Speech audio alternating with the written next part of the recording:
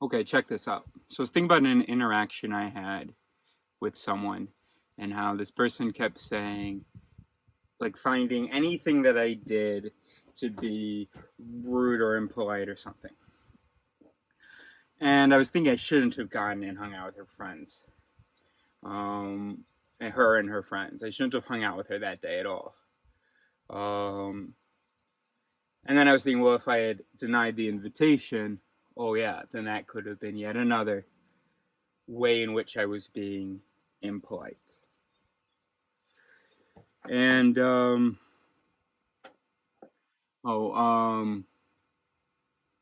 by the way, how I was rude was, for instance, at one point I said to one of her friends, we were about to play a board game. The sun had set, or was setting. So I said, is this light working? He said, yeah, it is. He looked at the board, but I think we're okay now. I was like, all right. Look, I'm not going to be rude and insist. So I went and got my glasses. And I didn't want to like say, okay then. Well, I didn't even want to say, okay, well, I need to get my glasses then. Of course, I could have said, and I would have said, oh, well, it's not good for me. But I didn't really understand what was going on when he was like looking at the board. Like, like he's a mechanical engineer.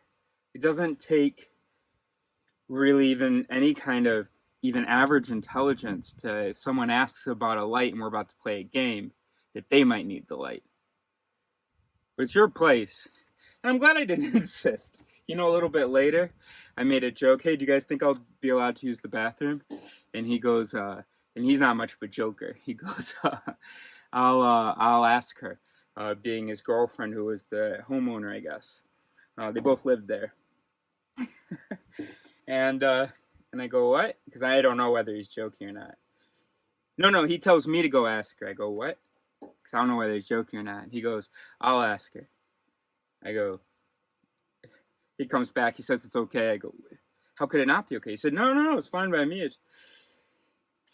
Anyway, I didn't really understand these people. So I go and got my glasses, and that was rude because I had taken that interruption from the game.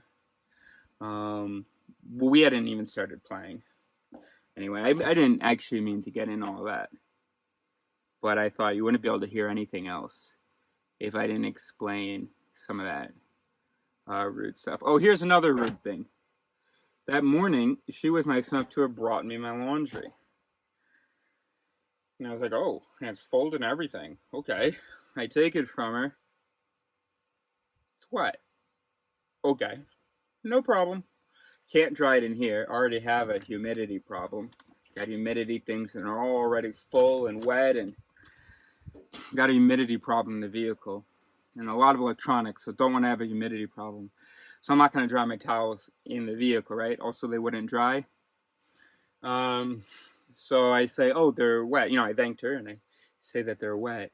And she says, no, they're not. She touches them. And I say, I mean, they are. I mean, also, it doesn't matter. We don't have a sense of wetness. Either one of us could be mistaken here even more easily than if it was something we actually had a sense for. You're coming from one environment touching, I'm coming from another.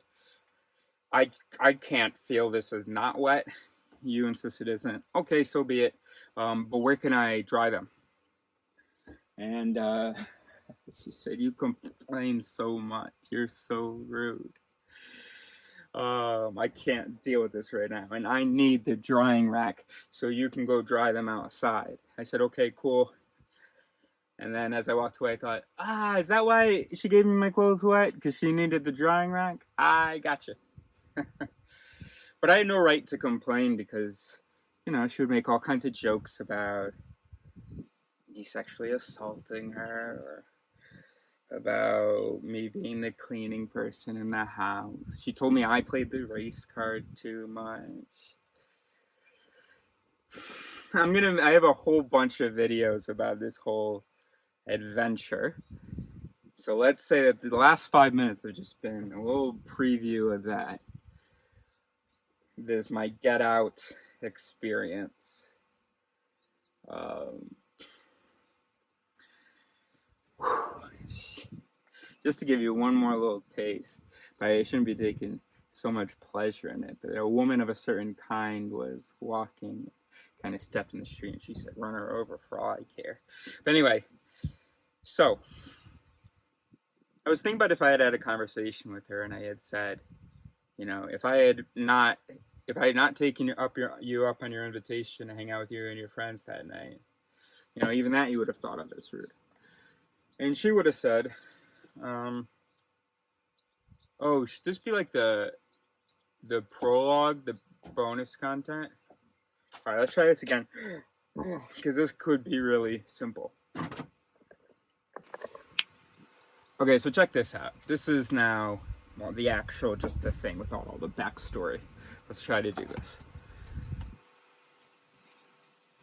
Some background that you do need is that humans operate on programs. Humans are programs. We're just like an animal, which is these biological programs that are interacting, or a computer, which is these mechanoelectric, rather than biochemical, electrochemical, as we are. Anyway, so you've got these like computers, which are these mechanical things. So that's one thing you need to know. Second thing you need to know is that when we behave, so that's those programs running, they produce a behavior. And that's still the first thing. But the second thing that you need to know is that then when asked about our behavior, based on my observations of the last 30 years, we definitely use different programs to speculate about behavior and to judge behavior. So often there are things that, like, I know that a person would do. A person has done this thing and then says that they wouldn't do that because it isn't reasonable. So now all of a sudden they have this very different concept, this very different judgment. Now all of a sudden they are reasonable. And so what we do is, with our own behavior and our own memories, we retroactively apply reason when we apply reason. Sorry, that needs to be in quotes. When we need to, maybe we're challenged about it, whatever. The third thing you need to know is that it's still not reasonable. So I haven't talked much about system 2 because I didn't know where it fit in. For me, all we are is a system 1, a bunch of automatic rules that perceive, interpret, and respond to the environment. Some of those rules are higher functioning because maybe they take more inputs, and so they can have a more subtle output, maybe, or their behavior is more subtle, more nuanced. And so that's what I always thought system 2 was. It's just the higher rules, the higher automatic rules that are human processing. No, and that's what it is. No, that's what it is. But I just thought it was silly to have a system 1 and a system 2 because, well, it's probably just going to be a spectrum, right? This thing is a super simple rule. It sees this shape and it screams snake, And then you add this other rule that takes input from a whole bunch of things. Okay. Sorry, and then in between that you have what's continuous. Or at least there may be, groupings, things that have between, let's say this isn't to scale. So let's just start with 1, 2, 10 inputs. There are some that, then there's a median of values around 200, and then there's 10,000, whatever. Okay. But I think that what the third thing that you need to know is that we don't, it's still not reasonable. These are rules that can better imitate reason because they take into account more information maybe, and then also more interpretations, more lower interpretations. So then the errors of those lower interpretations could potentially be canceled out before being sort of judged by this final voice, this higher interpretation voice. So there, anyway, these voices are able to interact and sum up. Okay. Still not reasonable, but it could be a better imitation. That's my point. Okay. But I've always thought, hey, so humans aren't capable of reason, but we are weirdly able to post-rationalize. And it's not going to be reasonable, but it's going to sound even more reasonable than whatever the actual explanation for their action is. So if an experiment showed that voting was influenced by the facial structure of the candidates, well, that would never be the post-rationalization. The past post-rationalization would mention its platform, would mention maybe some statistic, or just have some quantitative value, a lot, and so we do have this second sort of level. So we made our decision mostly based on the facial structure. Then when we consider our decision, when we explain our decision, we are able to come up with this other more reasonable sounding explanation to which to attribute it. But then, and it's so simple that okay, I had to give you those things if you're not familiar with voice theory. So maybe I'll remember to put in the description. Cut to 5:30. But that means that those programs are there. They're not reasonable, but they are better. And a lot of these lower programs, are meant to save us in situations where thinking would cost us, or where higher voice interactions, or where more voice interactions and more sums would cost us. And then, of course, part of our programming is to commit to those actions. So we take the social proof voice. You see the other people that you're hunting with start running. You don't ask any questions. You don't look around. You don't collect data. You don't think. The program executes and, you run. Now, there are, though, those programs in there looking, comparing, considering. Those are programs that exist too. It's just that we are wired to run for the social proof program to run without any question. But if we had a constant reminder that we are safe enough to ask questions in this day and age, that predators are actually quite rare, mostly just in cinema, then could we not activate on the spot that system too, those other programs? The looking, just the more nuance, not really considering, not really judging, not really reasonable, but something closer to it. So how could that work? Well, basically, I wonder how much your behavior would change if every single time, well, not every single time, but at points where you were about to act, you ask yourself the simple question, what should I do? You've already got your behavior pre-delivered. It's about to deliver. Okay, action's about to happen. And what if you just make it happen anytime you think of me? Oh, here's an image. I mean, it's hot, that's why, but okay. So anytime you think of me, okay. Anytime you think of us, okay. Behavior's pre-delivered. Everybody's ready to go. And then a little voice thinks of me. It's a little image of this. A little image of this handsome guy.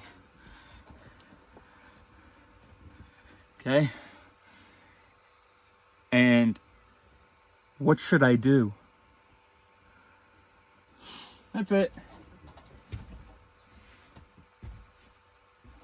Just so what should I do? And I think that is going to trigger different programs that are in your brain for that situation. So I always hated the whole engaging system 2 thing, because I thought of the system 2 as the self, as as this reasonable entity. But when we understand that no, and Daniel Kahneman never really said that it was, the system 2, it's just a slightly higher set of voices that are typically not engaged at first. They are only engaged when prompted for consideration, whatever. But typically, we are running on autopilot with this system 1. But it's just that it's not us system. You have to understand that it's not like you are asleep running on autopilot like a zombie. And then system 2 is you, this pure soul, this reasonable thing. No, we're running on autopilot in the sense that we've got these system 1 processes operating. Even now, I mean, this is all system 1, I think. I really think questions are the only thing that can really, I mean, they usually trigger system 1. I don't know what is needed to really trigger those higher voices. I guess it's just time, allowing, because they're gonna act, right? They're gonna act. But if you commit to, if your system 1 voices act, and the behavior, there's no questions about the behavior, then the system 2 voices, just those higher guys aren't needed. So all you are, so it's not that you're running on autopilot where you're asleep. No, you are instead just the most fundamental, basic energy economic voices. Now, maybe we can figure out a way, and this is our experiment we're going to try. You think of me, and you're about to do something, and you just go, what should I do in this situation? And I think that question is going to awaken other parts of you, other voices, that system 2. And if you give them the time and the space and the energy to work, if you give yourself that, because now you are system 1 and system 2, now system 2 has been awakened, and you let all these voices interact, because system 2 is a sum of system 1, so you're not like turning off system 1. System 2 is not the sum of system 1, but a lot of its input is system 1. Okay, so you got system 1, but you're not just going system 1 behavior, system 1 behavior, system 1 behavior. You're going system 1, system 2 behavior, system 1, system 2 behavior. Okay, and that's what we're talking about. So basically, you can think of it this way. Think of system 2 as a secret compartment in your backpack. Really, in reality, you are the backpack. But for a metaphor, let's imagine a human wearing a backpack, okay? This human is just a body, okay? It's got a backpack, okay? Just a body, light and water and whatever, and stuff is hitting the backpack backpack's responding. I mean, the human is like getting stuff out of the backpack, responding. The human's a zombie, okay? The human, okay. It's really just the backpack. This metaphor might not make any sense to you. So, you're just grabbing stuff, you know, and whatever. Oh, I need a pencil. There's a pencil, easily accessible, blah, blah, blah. Okay. And then imagine that if you ever have the humility to use more than just the basic pencil, the basic eraser, the basic notebook, whatever. When you are able to notice that those don't suffice, this zombie thing can maybe be triggered to go and open that beautiful special pencil case, which has also notebooks in it, special notebooks. Hold on. And so, God damn, I really expect this to be short. I mean, it's so simple. Just say, what do you do? What should I do? I mean, you probably won't do it. So this is the whole thing. I have to explain to you why you would have to actually say these words out loud, or at least pre-liver them. So where were we? The mood's changed since my computer stopped rendering this video. Not this one, a different one, obviously.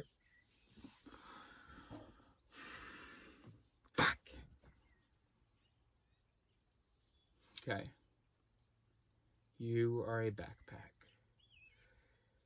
And this is a body, okay, that carries you around, okay? This is but a body, right? This is barely me. Obviously, this affects my interpretations and stuff, but it's not really me, right? I'm a backpack, okay? And usually this body is like, you know, and the environment is engaging with certain things in this backpack. The usual items, the easily accessible items. Okay. And I'm having fun. I'm fully present. I'm fully present in that I am fully there. But I guess you could say that but you're never fully present. It's never every single voice interpreting the thing. You're never fully present. You can't. It's impossible.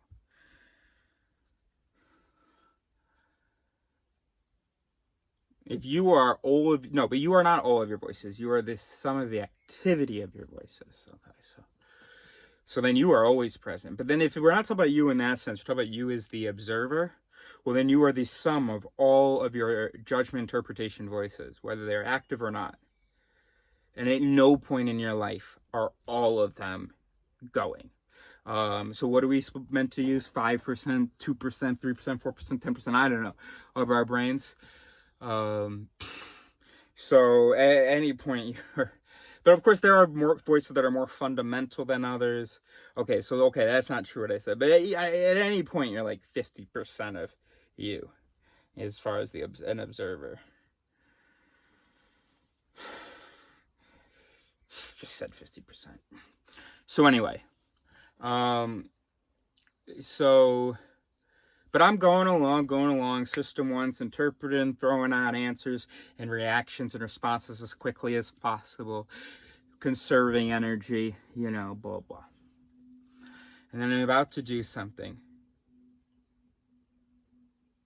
What should I say next in this video? Ooh, sent chills opening the box. I just really feel different. I really feel like a different person. I just awakened. And that's what mindfulness does, right? It slaps different programs. And all those little programs, what meditation does is those little programs that are always running all day long. And it says, okay, everybody chill. And when you are able to just exist in the moment, you've had all that. It's like that hum of the computer going out, isn't it? And you still feel yourself, but you feel completely different. Like you see differently. And yeah, that's because all those voices that were not talking to you, because, okay, you know better than to think of voice theory as voices talking to you, but all those voices that were pre-delivering and delivering and running, a lot of them are quiet. And the ones that are going now are ones that you usually don't hear so clearly. And if you're really good at, then they're not really saying much. And you're interpreting the world just with these voices without having judgment of the world.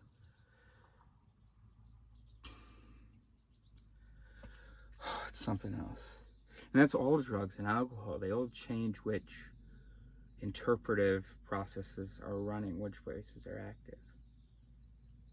So it's not in vino es veritas, it's in vino es other voices.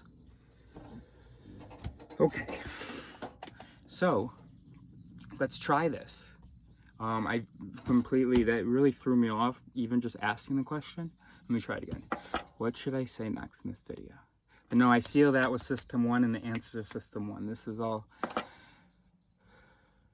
because it has to be a potential detour. But now that's part of the plan to say, what should I do in this video? It has to be a detour. Oh shit, so maybe it can never be a habit or reflex. Because I see everything that starts a system 2 becomes system 1 eventually.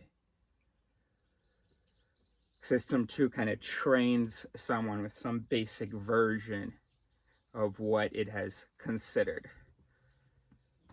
Okay. So all System 2 voices end up getting reduced into a System 1 voice. You know, when a chess grandmaster is playing chess, he's not running System 2. Those aren't System 2 voices responding. Oh, sorry. I mean, maybe if he's playing, I mean, not at the beginning of the game, let's say, and certainly not if he's playing someone who, you know, is much worse than he is. But if he's playing, you know, then maybe in the end game, sure. Well, but of course, maybe it's not useful. System 1, System 2, but it is voices. It gets more and more reduced into more and more a simple model version of the voice for efficiency.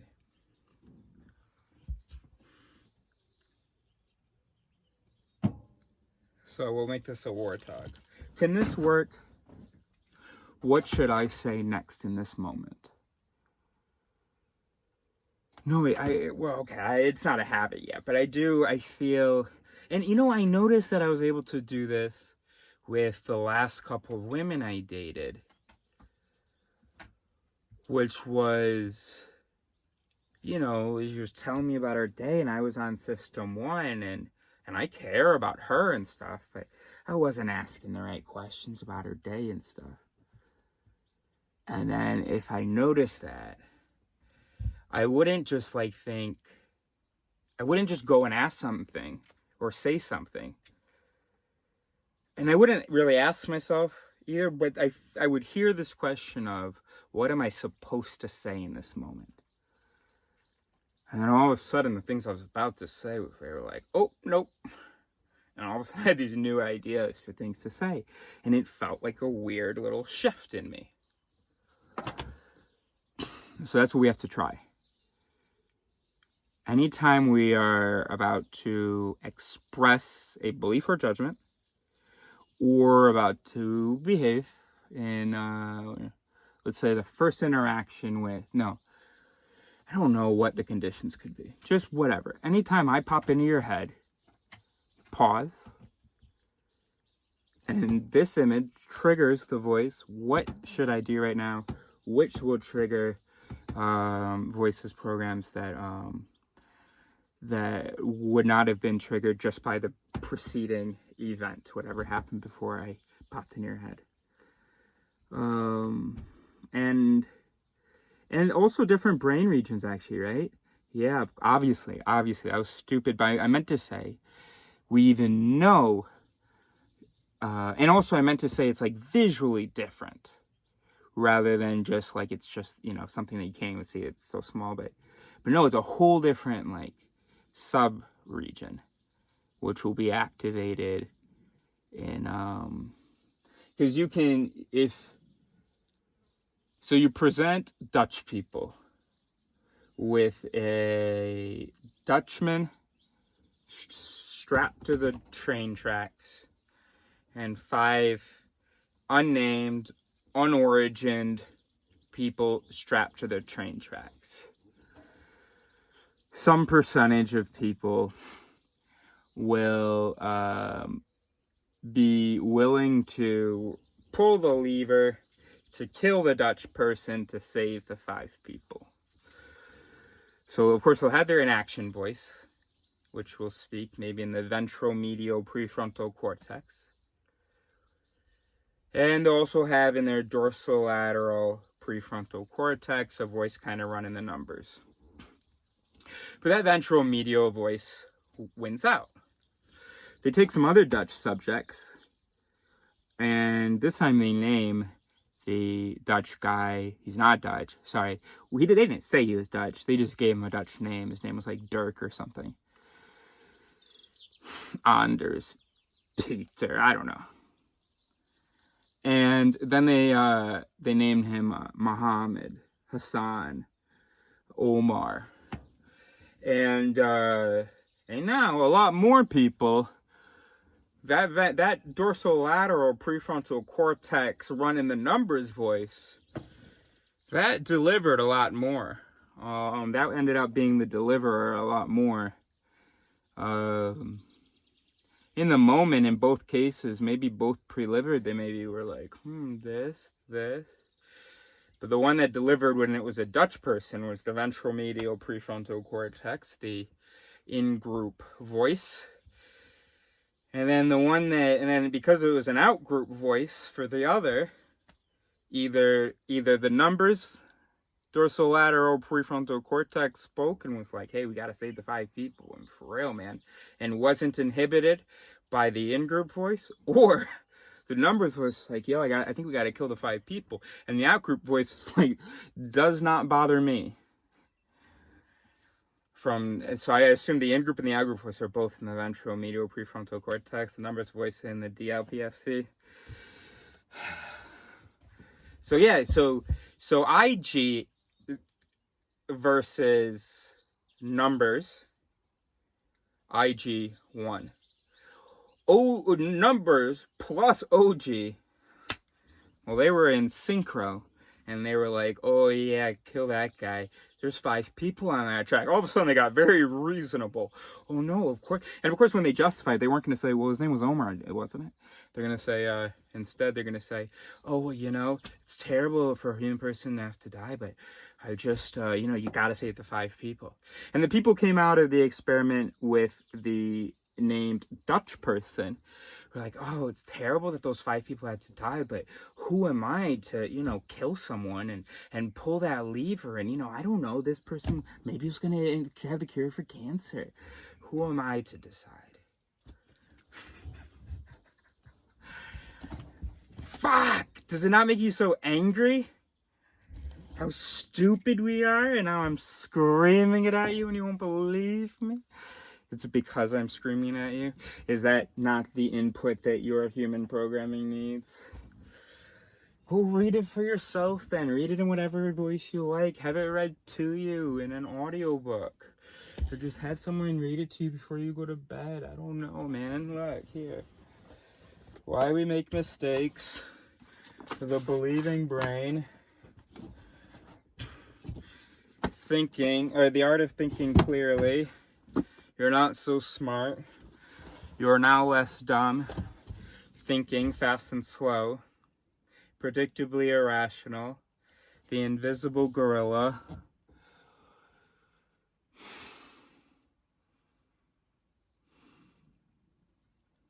Behave. The worst, and humanity at its best and at its worst. That's the subtitle, Behave. Yeah, go read them. All right. Anyway, for now, what were we saying? We were laughing so hard about how fucking crazy people are. I mean, just our normal brains. Right, so we're running System 1. Where System 1 is running. Okay, and it's not a choice. You don't just go, oh, some people need a thing. You have no idea when you're running System 1 and System 2. And if you think you have a habit of running System 2, haha, you don't understand what System 2 is. But System 2 is a part of you. System 1's a part of you. Okay, so you just ask, what should I do? The whole... Oh, well, it's stupid, the whole prequel thing, right? Oh, so I just put this at the beginning, huh? Okay. Because, so the whole thing with Jessica was, she, I could, if I were to ever speculate as to something she would react badly to, given the crazy things she has reacted badly to, she wouldn't believe me. In that moment, she would kind of see reason. Not really, but the voices that would respond would be much more critical than the voices that would have triggered that behavior, to which she is now responding with some kind of a post-rational thing.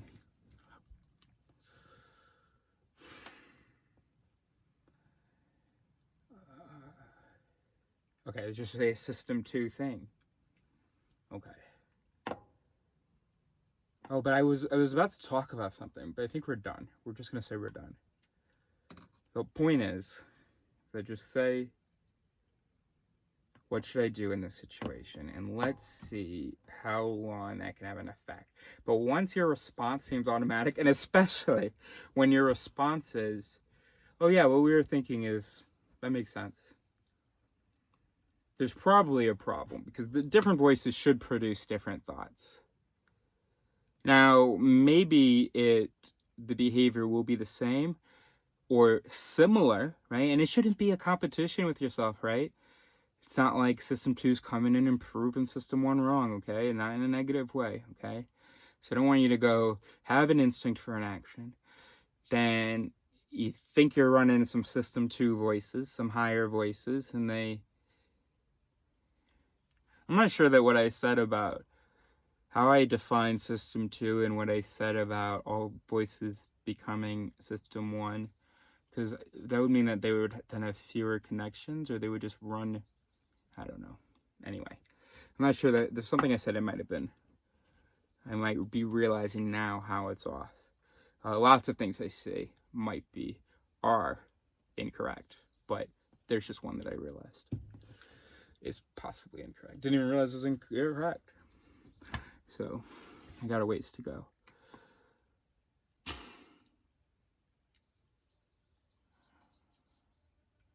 So System 2 might say something, and let System 2 get its piece in. Because this System 2 just like says one thing, and then System 1's like, yeah, that's what we were saying. Continue. You're not really taking advantage. So become System 2 as well. Become the whole thing, right? You're all a team, right? Let's all work together and understand some different angles to this possible behavior in the situation. So even if the behavior is similar, it might not be the same. And then even if it is the same, okay, you cannot have the same understanding of it. If there are no additional thoughts, you have not engaged System 2. You have not engaged anything more than the bare minimum energy consumption. Obviously, right? Now, some of those new thoughts might just be more justification, because unfortunately, the brain is going to prioritize justification voices before contradicting voices, especially if you feel challenged. So I really don't want to be challenging you here, okay? It's called the backfire effect. Everybody take a breath. Smile. Facial feedback hypothesis, right? I'm going to put a pen. We're just going to go like this. We don't have to do a Duchenne smile where it's very hard to do. It's very hard to activate the voices for that anyway. They have to be activated really by the environment. So I would have to say something funny. But I'm not in the mood. So, facial feedback hypothesis, we put a pen in our mouth. I feel it. Do you feel it? Don't you feel better? We're not challenged. Oh my gosh, this feels amazing. Alright, aren't you feeling good? Right? Because voices go both ways, eh? Voices are ears, man.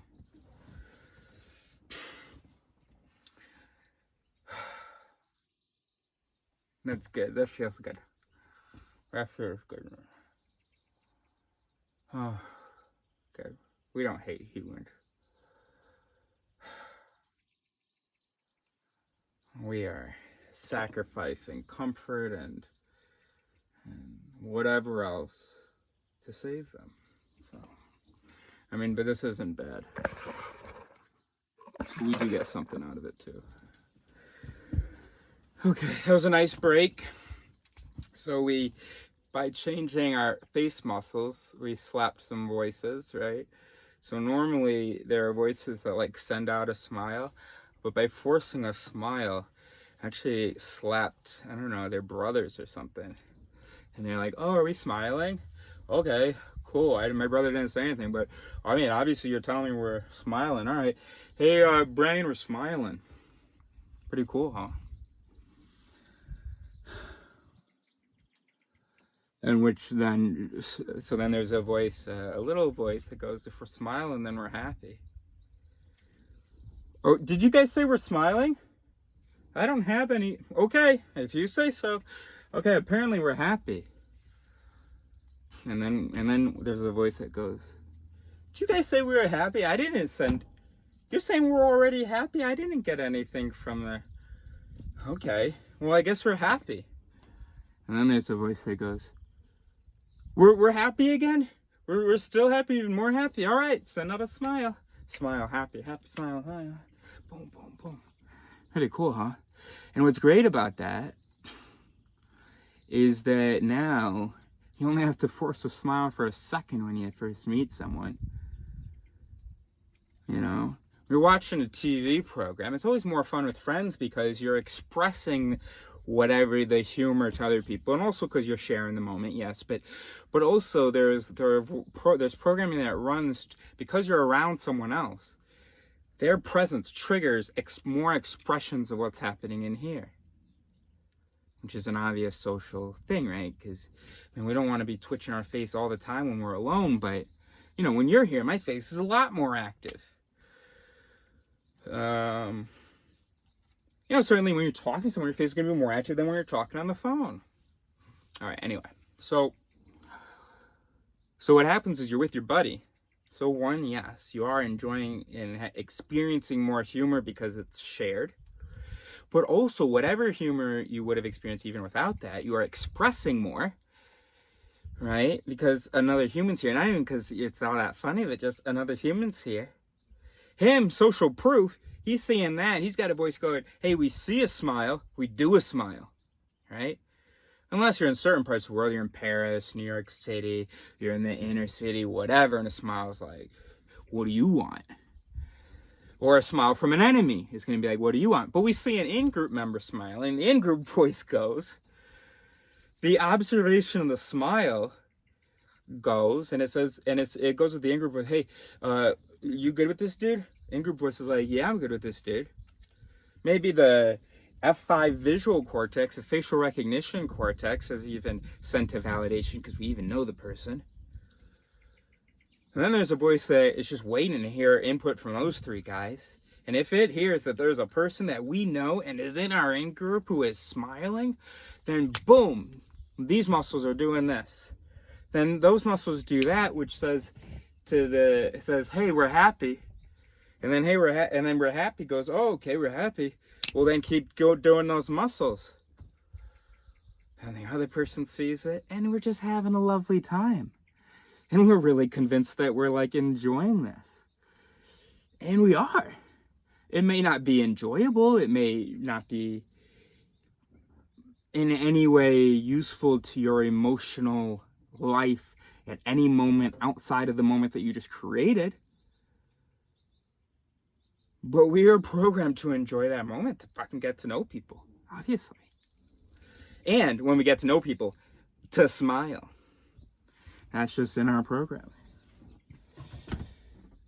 That was quite a tangent. Thank God this is a work together. It's not a work together. I guess I'm just using that as an excuse now when I just don't want to edit and I just want to keep talking, huh? You saw right through that. I had not realized that what is happening was it wasn't all my intention, but I didn't realize, yeah, there's a voice that went, hey, this is a word talk. Word talks are videos in which they're long and I'm just talking and I'm asking questions, and so it matched the definition.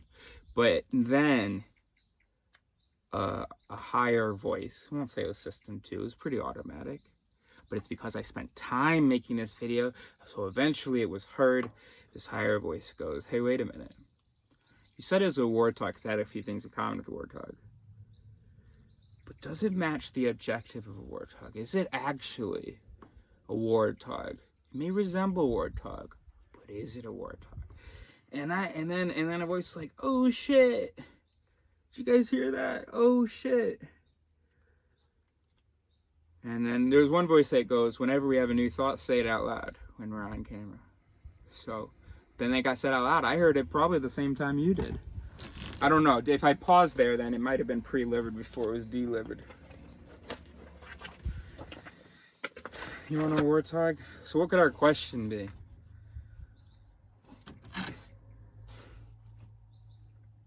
Alright, so let's just, where were we?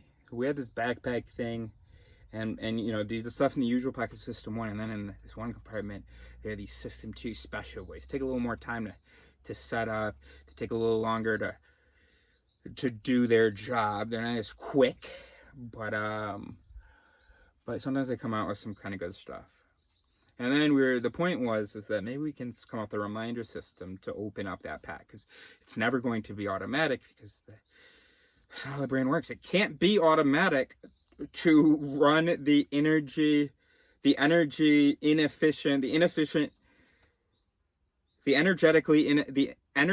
inefficient process. How can you have that be automatic?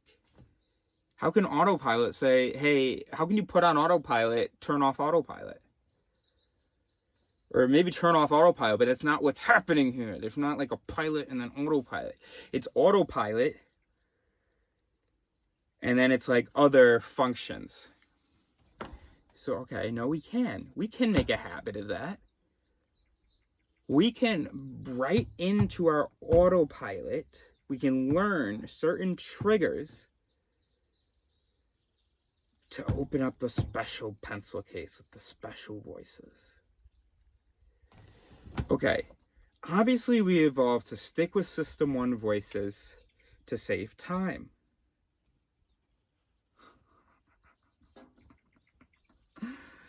You guys are the best people I've ever worked with or spoken to. It would be better if you interacted with me. But I have never had a conversation that has even gotten to this point. Well, yes, I have, maybe, but not in recent memory, because nobody wants to have any real fun. All right, so today is 2023 Foxtrot 19 Alpha, 2023 Fober 19 Aldi, to be exact. But you can't see the notepad. Whatever. So I have to like take pictures of and edit. Oh no, lordy. Oh lordy, no. We don't need paper. You write down. You write. That's the date. Okay. Alright, let's be serious now. So how to engage System 2. Again, a reminder, does not values. We can all think that thinking is good and blah, blah, blah, and never do it. It's just that we don't realize we're never doing it. Okay, so how do we engage those special voices? We know that we are programmed to run System 1. Now, we evolved with these voices also to run them in certain times. Usually when we run them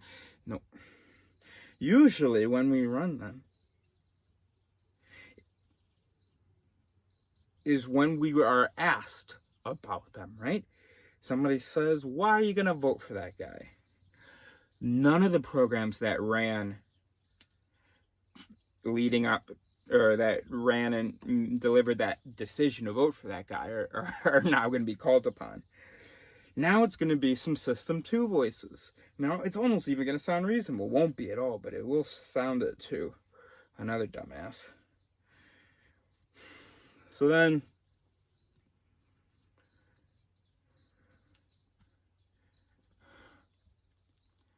am I thirsty or what? So then,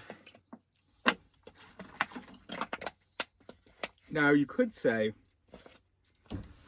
why am I voting for this person? Whenever you say out loud that you want to vote for someone, you say to yourself, oh, that's true, yeah, I do like that guy. Why do I like him though? But then that's just going to trigger the prioritized justification voices. So, why do I like him is going to be heard as, even when you yourself say it, it's going to be heard as, why might I like him? Why should I like him? Why would I like him? Why ought I like him?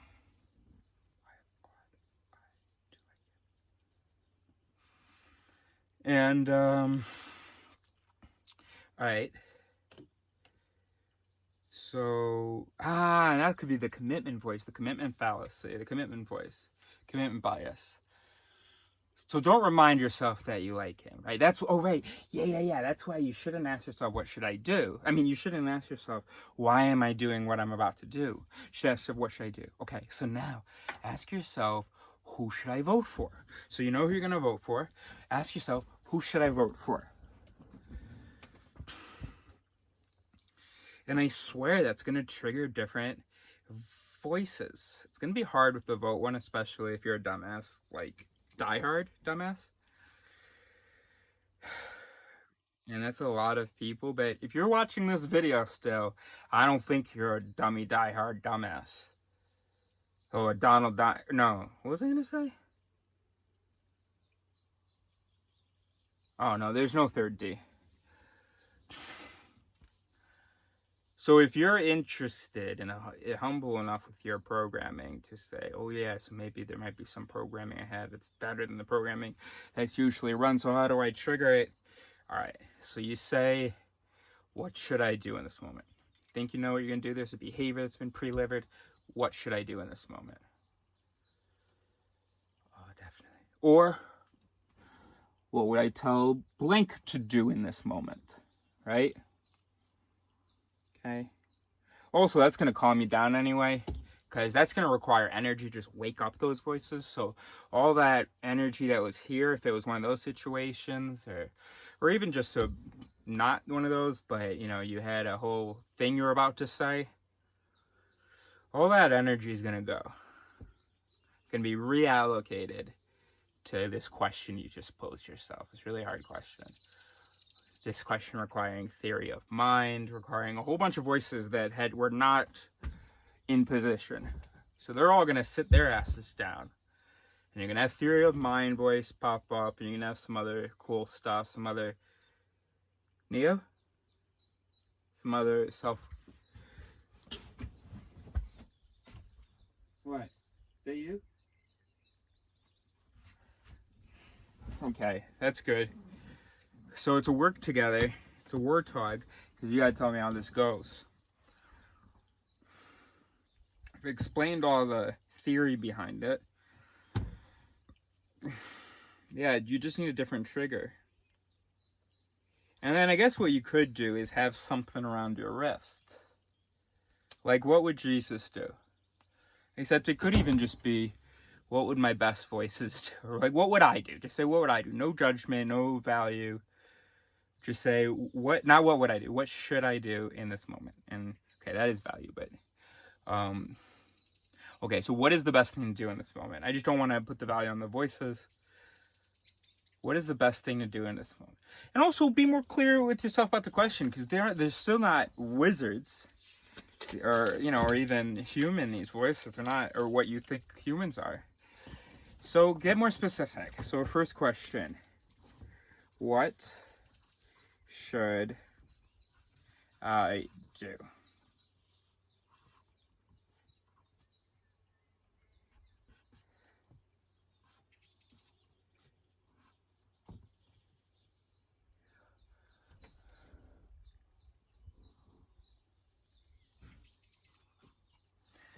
There we go. What? Alright, what should I do? Okay. Not what. No.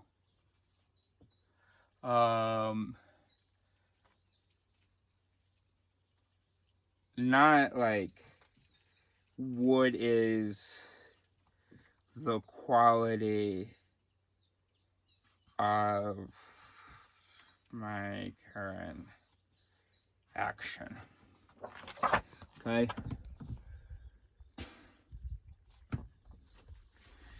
Okay. And then you can break that down further. What is best for my health? What is best for my blank future, romantic, professional, whatever. Oh, or biological, so that's the health. So what is best for my whatever future? What is most consistent consistent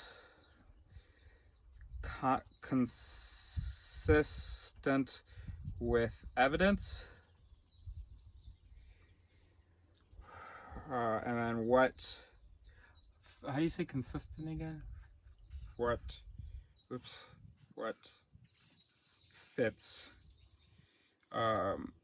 with values? Okay. Right?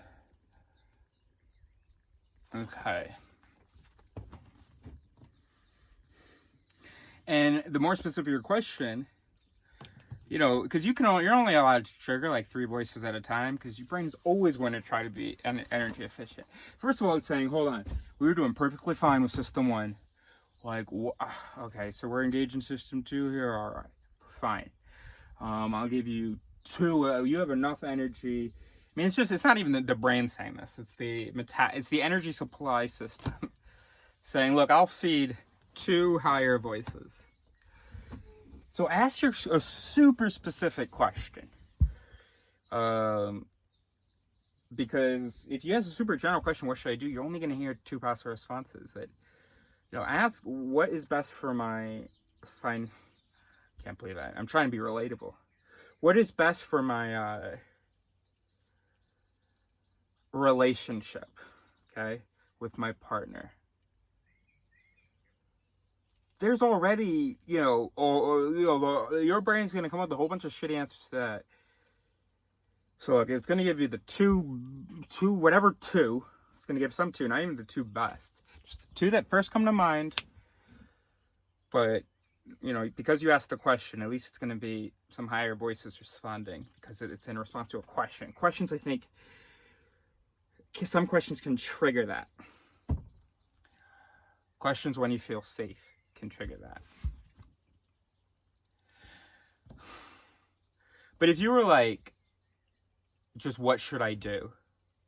Then there's a whole bunch of voices considering the romantic aspect, your own personal, like emotional aspect, maybe like a social aspect with other people involved, are considering have certain moral instincts, have certain there's all this activity, and to think that only two is random, but let's say 2, to think that only 2 voices out of all of that, so it's probably not going to be a voice.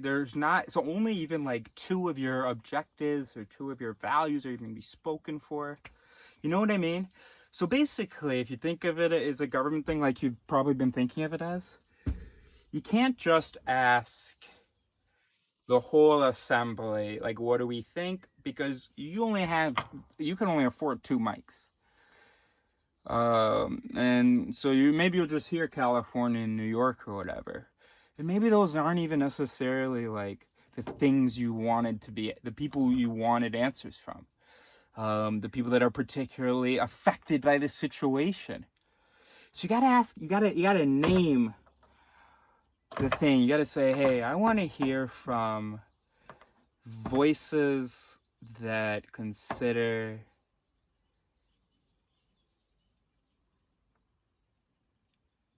the context of my emotional stability, in which context I feel whatever, safe, comfortable, and there is some consistency to my perspective and ability to handle things.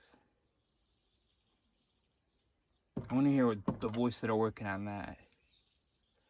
And there's some things you can't just reach verbally. One day we'll have a technology where you can just tap on your phone. I want to hear what these voices have to say. So like a deadbeat dad, right? He's mandated by the court to click a button on his phone. His fatherly responsibility voices. They aren't very active, some kind of a chemical malfunction, whatever. I don't know. Or that he just got other louder voices, or there's some kind of a network problem, and so those voices aren't influential. But I promise every man, except for maybe sociopaths, no, even sociopaths, I mean, they have to have a father responsibility voice. So then the court will mandate that these fathers, every day at a certain time, they have to trigger that voice. So they press something on their phone, and it powers up the voices in there, so it does whatever it needs to do to help them be heard in the rest of the brain. And it's like how you sober up after masturbating or something, you know? And so then you have, and then there's going to be a term, because let's say courts and scientists have decided this specific time when that's really good, and you know, social workers and stuff, or for a lot of men, the reason that a lot of men are deadbeat dads, let's say, is alcoholism. And so what happens is they go to the bar just for like a drink after work, and then they stay there until 4 a.m. And so they're allowed to, you know, go for a drink until 8 p.m. But these deadbeat dads need a little help to remember not to keep staying there every night until 3 a.m. or until morning or whatever, until it closes, whatever. And it could be a alcohol level. Your alcohol level gets to a certain point and this voice is triggered. Now, if you're out with friends and your family's perfectly fine at home and you told them you'll be out, then even when these fatherly responsibility voices activate, you're not gonna like feel forced to go home. They're gonna go, I know, but yeah, they're taken care of, they're good, and you're gonna go back to having your fun. But if you're a deadbeat dad and you're at the bar and it's, you know, 8 p.m. and like most alcoholic deadbeat dads, this is when you are mandated by the court to activate that voice. And then everybody, all the men stop, or not all of them, maybe, yeah, but no, all of them stop ordering drinks. They feel a little bit guilty. They talk amongst themselves. Hey, yeah, here's what we're gonna do when we get home. They sober up. And then there's a heavy traffic time every day, every weekday around 9 p.m. when deadbeat dads drive home.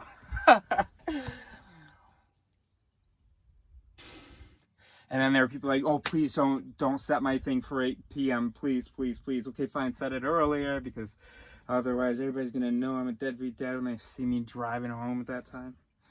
Gosh, we have fun, don't we? That was fun, right? There you go. So we can set up systems to activate voices that aren't normally activated.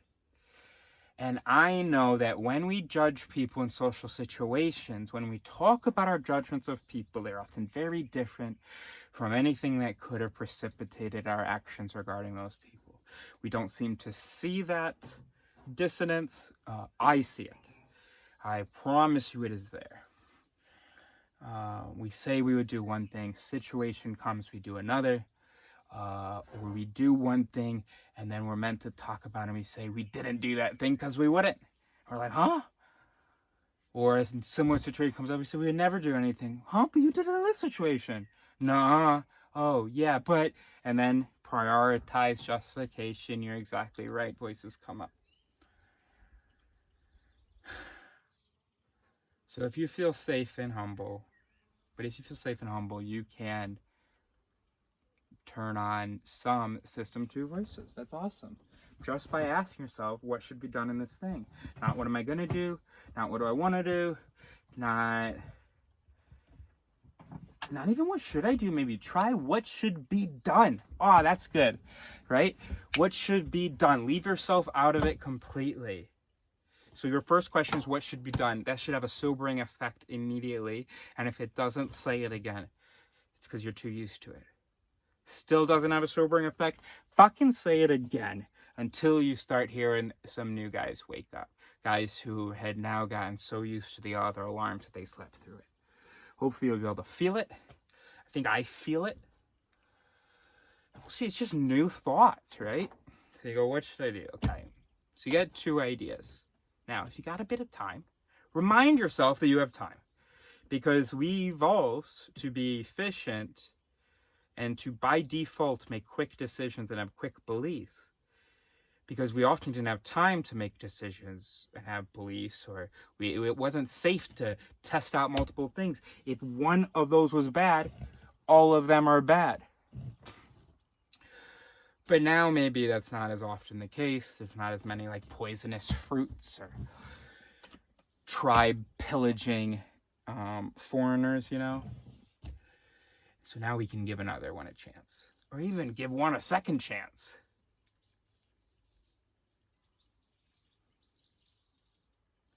So what should be done? We ask ourselves that.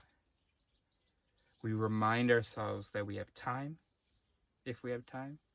And then we use that time by asking more specific questions. To hear some of the quieter representatives. To hear some of the more highly specialized representatives that aren't often triggered when you ask such a general question as what should be done. So now ask, what would I want done to me? Oh, that's another one. Wow, because, you know, it's so easy to think that the golden rule is so stupid, right? And it's so easy to think, what would Jesus do as a wristband is so stupid, right? You know, if you believe in Jesus, then just do as he does, right? If you, you know, just be nice. You don't need this fucking golden rule. Don't be a dick, whatever, right? But no, we do need the golden rule. We do need a wristband saying, what would I do? What would Jesus do? What would, you know, whatever person that you respect do, maybe, I don't know. Or what should be done. Yeah. Oh, okay. Hey, put a comment. Look at this. Asking for audience engagement. Put a comment if we should make a bracelet. I don't want to have merch, but I do need to have merch. Alright. I'll have merch once my dash cam videos start making money. Oh no, but I can't pay for all the merch I give. Because what if I do have a lot of people that want the merch? Yeah, why not have them contribute? Right, so, I just don't like the idea of making money. But, yeah, I can just do it at no profit. Or something, or just a little bit of profit, or just profit, or just a lot of profit, or just maximize profits, you know, whatever. See how it happens? Anyway, so yeah, let's do wristbands. What should be done? WSBD. What should be done? WSBD. Or Ma is what, right? No, thing. No, Ma's not what. Yar. Yar nukta. Well, it'd have just a dot on it. So yar. And then we need the passive participle, brev. And then we need action do, which is kapoo. So YarKpoo. But we would have the accents nukta, the normative idab, which is inverted double arches below idab. So, and then we'll have the accent passive participle brev. So, but anyway, the question is, what was it again? Oh, YarKpoo. YarKpoo. YarKpoo. That's the question. YarKpoo. What do? YarKpoo. YarKpoo. Okay, good. And see what that triggers. That's good. YarKpoo. YarKpoo. What should be done. No, you need the what should be done. You need the accents. You can just have it on your bracelet, but when you say it, you have to say in English or in your language, what should be done. It'll trigger, I think, the right voices. And then get even more specific. Great. I'm sorry ça a traîné un peu à la fin, but I'm really pleased with what we've come up with here. YarKpoo. YarKpoo. That's good. Is there anything I wanted? Just a nice final thing. I could use the thing, but I'm so amped up that I can't even. I got so many System 1 voice I can't possibly hear through them all. Unless I meditate. Okay. Sorry, I might have gotten the deadbeat death thing wrong. Maybe, so guys, I was imagining a guy who was going to work every day until 5 p.m. But so maybe the time wouldn't be at 8 p.m. Maybe the time would actually be at like 11 a.m. or 10 a.m. or something.